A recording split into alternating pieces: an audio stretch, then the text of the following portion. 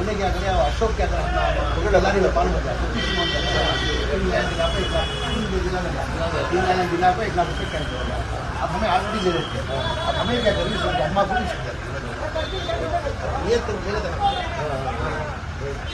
नहीं फोन कर बात करें ನಾನು ಕೊಡ್ತಿದ್ದ ಯಾಕಂದ್ರೆ ನಮ್ಮ ಅಕ್ಕನಿಗೆ ತಲೆಗೂ ನಮ್ಮ ತಾಯಿಗೆ ಕೊಡ್ತೀವಿ आज हमें उनको दिया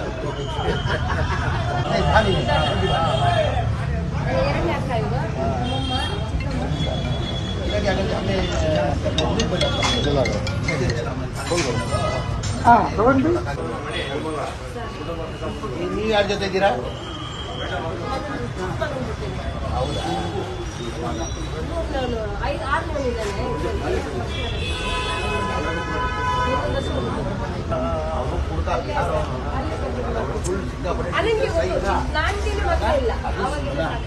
ಮಾಡಿದ್ದಾರೆ ಅವನಿಗೆ ಅರೆಸ್ಟ್ ಮಾಡಿದ್ದಾರೆ ನಿನ್ನೆ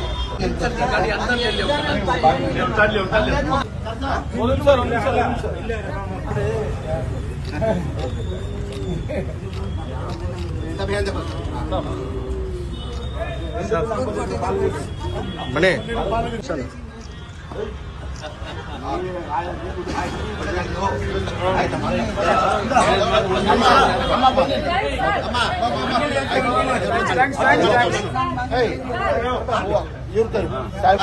ನಾನು ಅದೇ ಪಾರ್ಟಿದಲ್ಲಿದ್ದೀನಿ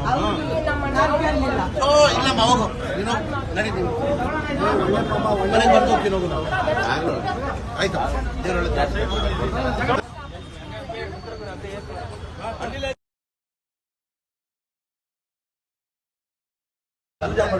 ಮೂರು ವರ್ಷ ಕೊಡ್ತೀನಿ 3 ತಗೊಂಡು ನಾನು 1 ವಾರ ಬಿಟ್ಟು ಬರೋ ವಾರ ಬರ್ತೀನಿ ಆಯ್ತು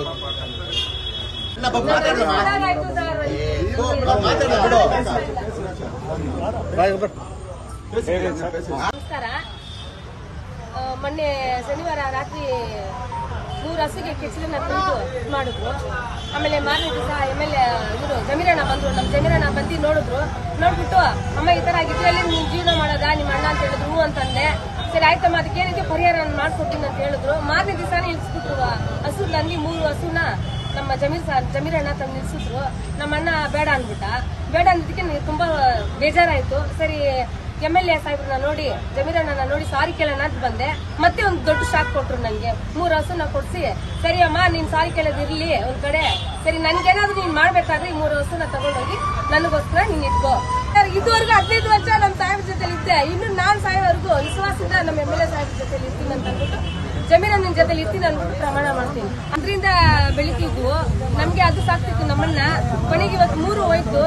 ಮಾರನೇ ತಾಯಿ 3 ತಾಯಿನ ಕೊಟ್ಟಿದ್ದಾರೆ ನಮ್ಮ ಜಮೀರ್ ಸಾರು. ಅವರಿಗೆ ತುಂಬಾ ಥ್ಯಾಂಕ್ಸ್, ಧನ್ಯವಾದ ಹೇಳೋಕೆ ಇಷ್ಟಪಡ್ತಿದ್ದಾರೆ. ಇದು ಮಾಡಿದ ಹಸು ಹಾಕಿದ್ರಲ್ಲ ಅವ್ರಿಗೆ ತಕ್ಕ ಶಿಕ್ಷೆ ಇಸ್ಕೊಡ್ಲೇಬೇಕು.